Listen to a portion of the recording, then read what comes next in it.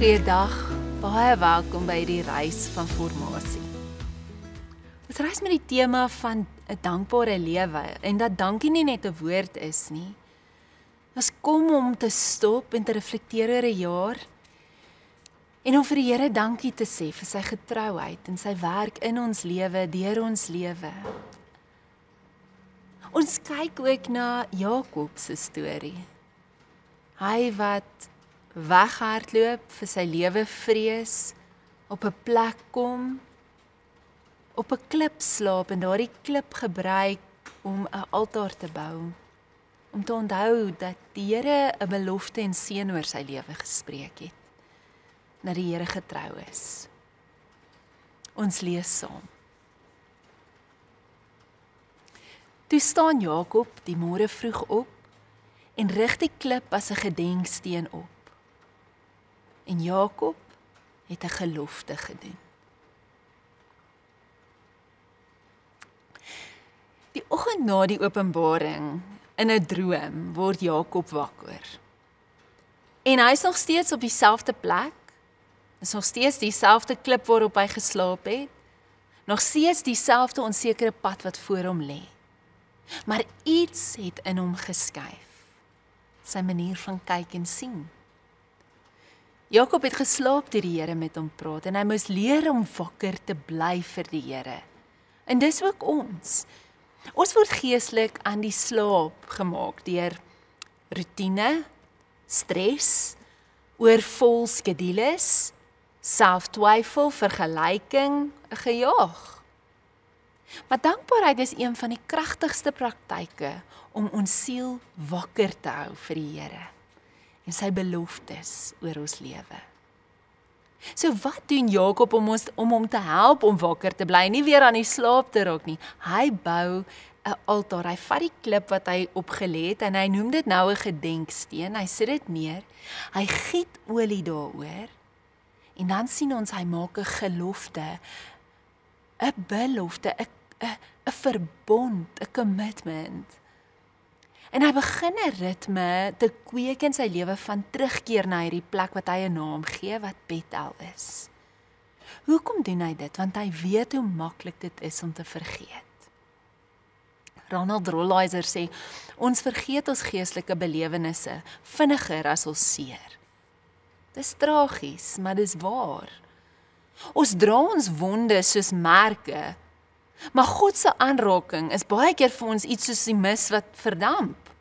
Ons bou nie 'n Christelike geheue op nie. En so bou Jakob 'n altaar en ons word uitgenooi om praktyke en simbole te kry om ons te help om te onthou dat dit soos houers sal wees waarin ons geestelike ervarings kan bære wanneer ons emosies dalk wissel. Die woestynvaders het geglo dat elke ritueel, of dit 'n kers of 'n gebed, 'n stilte tyd of 'n plek waar jy na toe gereeld gaan, dalk 'n klip wat jy neersit, die funksie het om die siel te herinner aan wat dit reeds weet, maar vergeet. God is naby, God is goed en God is getrou. Dankbaarheid word deel van jou lewe wanneer dit 'n praktyk word. En dit beteken nie dit hoef groot rituele te wees nie. Dit beteken klein eenvoudige maniere om jou geheue te vorm. Vra jouself, wat help my om wakker te bly vir God se teenwoordigheid? Wat moet ek dalk elke dag sien of hoor of doen om nie geestelik te vergeet nie? So kies 'n gedenksteen vir hierdie week. Dit kan 'n kers wees of 'n kort gebed of 'n klippie in jou sak. Dalk is dit 'n kruisie wat jy dra, of op 'n hangertjie of op jou gewrig, of as jy 'n man is, dalk dit in jou sak te sit. Dalk is dit om net 'n 2 minute te vat om 'n lysie te maak van 3 klein dinge wat jy voor dankie sê. Die Here het jou gemaak met 'n geheue wat vormbaar is. Laat dankbaarheid die vorm bring. Ek onthou as 'n 16-jarige meisie het ek my heel eerste ekstatiese belewenis van die Here gehad. Ek was op 'n kamp en dit was op 'n stil plek. En ek onthou ek het 'n diep belewenis van sy nabyheid, sy stem gehad het, sy liefde vir my. En om my in hierdie veld op hierdie kamp was daar laventelplante. Nou elke keer as ek lavendel ruik, herinner dit my aan daardie baie persoonlike, liefdevolle ervaring. Dit het my lewe verander. Ek het my hart daar verloor op die Here. So by my bidplek het ek 'n plantjie, 'n laventelplantjie. En as ek nodig het om te onthou van die Here se getrouheid in my lewe, dan ruik ek aan daardie plantjie. En ek onthou. En ek raak bewus dat dit so maklik vir my is om te vergeet. Hy herinner my, hy is met my. Hy het my nog nooit gelos nie en hy sal ook nie. Ek wil vandag afsluit met 'n gedig uit die pen van Koos van der Merwe. En dalk wil jy hom lees of daarna luister soos 'n gebed. En so aan die einde van die jaar, soos ons begin gereed maak vir die Kersseisoen, en terugkyk en dankie sê, besef ek net weer.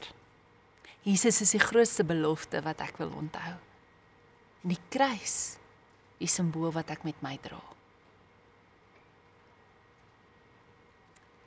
Onthou as dit dalk vir jou nag is. Onthou en glo.